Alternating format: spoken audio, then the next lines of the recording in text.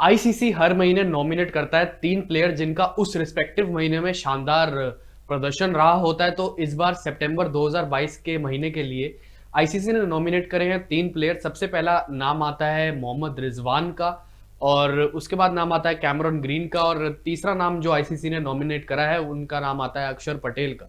सबसे पहले रिजवान की बात कर लेते हैं, क्योंकि पिछले कुछ दौर से रिजवान का इतना बढ़िया परफॉर्मेंस रहा है, चाहे वो आईसीसी में टी20 या इंटरनेशनल्स की रैंकिंग में पहला नंबर का स्थान हो, वो तो पूरा पंजा जमाकर रिजवान ने पकड़ के बैठे हैं, क्योंकि परफॉर्मेंस ही उनका कुछ बेहतरीन रहा है पिछले कुछ टाइम में। एशिया कप में हाईएस्ट रन गेटर थे। चाहे पाकिस्तान हार गई हो एशिया कप, लेकिन फिर भी मोहम्मद रिजवान ने पूरी की पूरी जान झोंक दी थी पाकिस्तान को जीत दिलाने में, लेकिन अनफॉर्चुनेटली पाकिस्तान जीत नहीं पाया।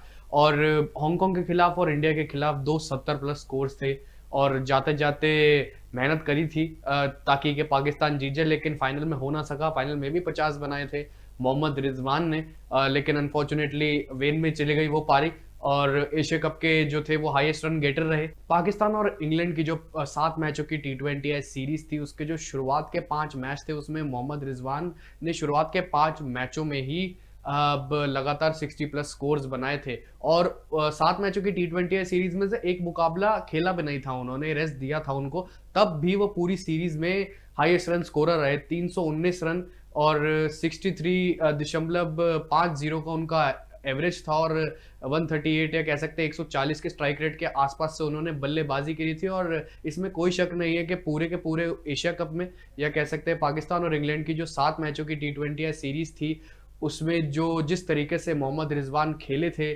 खैर इंग्लैंड जीत गई है वो सीरीज, लेकिन बेहतरीन बल्लेबाजी करी है मोहम्मद रिजवान ने। शायद इसी वजह से जो है कि नॉमिनेशंस में रखा है आईसीसी ने मोहम्मद रिजवान को, और रखना भी चाहिए, क्योंकि अभी तक वो आईसीसी टी20 इंटरनेशनल रैंकिंग्स में नंबर 1 बल्लेबाज में जमकर बैठे हुए हैं। और मुझे नहीं लगता कि कोई भी आसपास हो, अनलेस वो सूर्य कुमार यादव हैं जो दूसरे नंबर पर आ चुके हैं। आज ही एक रैंकिंग रिलीज हुई थी नई आईसीसी की, सूर्य कुमार यादव ने 2 नंबर के पायदान पर पहुंच चुके हैं, और उम्मीद है कि सूर्य कुमार यादव आईसीसी टी20 वर्ल्ड कप में उनको पीछे छोड़कर पहले स्थान पर कब्जा जमा लेंगे।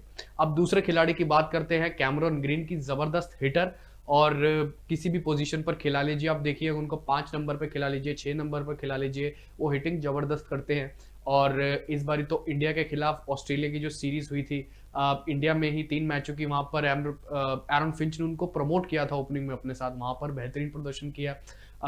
इंडिया और ऑस्ट्रेलिया की सीरीज से पहले चलते, जब न्यूजीलैंड और ऑस्ट्रेलिया के बीच में वनडे सीरीज चल रही थी, जहां पर एक मुकाबले में ऑस्ट्रेलिया को 233 रन चेस करने थे, और 44 पे 5 हो गई थी ऑस्ट्रेलियन टीम। फिर कैमरॉन ग्रीन आते हैं, उन्होंने 89 नॉट आउट की पारी वो खेलते हैं, और क्रैम्प से जूझ रहे होते हैं लगातार पारी में। इससे पता लगता है वो हिट्स के साथ साथ वो थोड़ी सी टिक कर भी पारी खेल सकते हैं, प्रॉपर क्रिकेटिंग शॉट्स है उनके पास, ऐसे नहीं कोई हवा में आड़े तिरछे बल्ले चला देते हैं। लगातार अच्छी पारियां खेलते हैं, और with 2 wickets to spare Australia को जीत दिलवाई थी उस मुकाबले में न्यूजीलैंड के खिलाफ। फिर अगला वनडे जो हुआ था उसमें 12 गेंदों पर 25 नॉट आउट की पारी उन्होंने खेली थी, और ऑस्ट्रेलिया को सीरीज जितवा दी थी न्यूजीलैंड के खिलाफ वनडे सीरीज। तो ऐसे ही कुछ लगातार पारियों से उनका नाम आया था, और एरन फिंच ने उनको समझा कि चलो उनको भारत ले जाते हैं टी20 सीरीज खेलने के लिए 3 मैचों की। और एरन फिंच ने उनको अपने साथ प्रमोट किया था ओपनिंग में। और वैसे तो जनरली वो ओपनिंग किया नहीं करते, डाउन दी ऑर्डर वाले बैट्समैन है, मिडिल ऑर्डर बैट्समैन है, और बीबीएल में भी मिडिल ऑर्डर में बल्लेबाजी किया करते थे, पर जो हिट्स मारते थे वो उसमें कोई शक नहीं था। लेकिन उन्होंने एरन फिंच ने जिस हिसाब से उनको कैमरॉन ग्रीन को खिलाया था ओपनिंग में, यही सोचकर खिलाया गया था शुरुआत के 6 ओवर्स में टी20 में आप देखें तो बहुत बढ़िया स्ट्राइक रेट से बल्लेबाजी होनी चाहिए, और खरे उतरे हैं भरोसे पे एरन फिंच के। और 3 मैचों में 2 50 है, और आखिरी मैच में जिस तरीके से उन्होंने कम गेंदों में 50 की पारी खेली थी, भारतीय जो गेंदबाज थे उनके छक्के छुड़ा के रख दिए थे उन्होंने। खैर वो मुकाबला भारत ने जीता था, लेकिन फिर भी कैमरॉन ग्रीन ने जिस हिसाब से वो सीरीज में बल्लेबाजी की, वो बता दिया है कि सबको मजबूर कर दिया है कि बोलने पे कि इनको टी20 वर्ल्ड कप के स्क्वाड में ऑस्ट्रेलिया ने क्यों नहीं रखा। हो सकता है कि वो इन सब पारियों की वजह से वो अब रिजर्व में आ जाए, स्टैंड बाय प्लेयर्स में आ जाए, लेकिन उसका अपडेट अभी नहीं है। लेकिन पारी तो बहुत शानदार खेली। और कहीं ना कहीं अगर हम अब बात करें तीसरे खिलाड़ी की, वो है अक्षर पटेल। इंडिया और ऑस्ट्रेलिया के बीच में जो 3 मैचों की टी20 सीरीज थी, वहां पर बल्लेबाजों का पूरा दौर था और बल्लेबाज जमकर चमक रहे थे, लेकिन अक्षर पटेल एक स्टैंड आउट बॉलर थे, वो भी एक लेफ्ट आर्म ऑर्थोडॉक्स स्पिनर।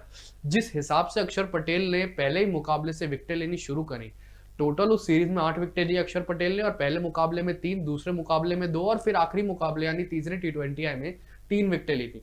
पहला मुकाबला जरूर मोहाली में भारतीय टीम ऑस्ट्रेलिया से हार गई थी, लेकिन अक्षर पटेल ने साबित कर दिया था कि मैं रविंद्र जडेजा की रिप्लेसमेंट में आऊं तो मैं कुछ बड़ा ही करके दिखाऊंगा, ताकि मेरी जगह टी20 वर्ल्ड कप में बने और मैं रविंद्र जडेजा के जो रिप्लेसमेंट में आए उनकी जगह को पूरी तरीके से पूरा कर पाऊं और उनकी कमी महसूस ना होने दूं, ये इंश्योर करा अक्षर पटेल ने। और पहले तो एरन फिंच का विकेट लिया, कोई भी पेसर उनकी विकेट नहीं ले पा रहा था, दो के वो एरन फिंच जो है वो अंदर आती हुई गेंद पर फंसते हैं, लेकिन जिस हिसाब से अक्षर पटेल का राउंड आर्म आता है गेंदबाजी करते हुए और वो आर्म बॉल चली जाती है, कई बार बल्लेबाज सोचता है कि वो टर्न होगी, दूर जाएगी, लेकिन वो गेंद पड़कर सीधी आ जाती है और तेज भी होती है। अक्षर पटेल को उनकी हाइट का फायदा मिलता है और कहीं ना कहीं जब वो हवा में गेंद छोड़ते हैं यानी और लूप कराते हैं गेंद को, वो गेंद टर्न होता है। यही हमने देखा था दूसरे टी20 में जब मैथ्यू वेड को उन्होंने आउट करा था, और जैसे हमने देखा था ग्लेन मैक्सवेल का विकेट लिया था उन्होंने, टिम डेविड का विकेट लिया था। ये दोनों, हम पता है कि मैक्सवेल जब चलते हैं तो अकेले मुकाबला ले जाते हैं, और टिम डेविड को भी सेम बॉल पर आउट करा था दोनों, और मैक्सवेल और टिम डेविड को वही आर्म बॉल राउंड आर्म आ रहा था और गेंद सीधी गई, और मैक्सवेल और टिम डेविड उसको पीछे खेलने की उन्होंने सोची और गेंद पड़कर तेज आया तो वो बोल्ड हो गए। तो ऐसे ही कुछ कारनामे करके दिखाए हैं। और कहीं ना कहीं जो पहला टी20 आया था साउथ अफ्रीका के खिलाफ ट्रिवेंड्रम में, वहां पर भी उन्होंने 4 ओवर में 16 या 17 रन दिए थे, बहुत इकोनॉमिक बॉलिंग करी थी।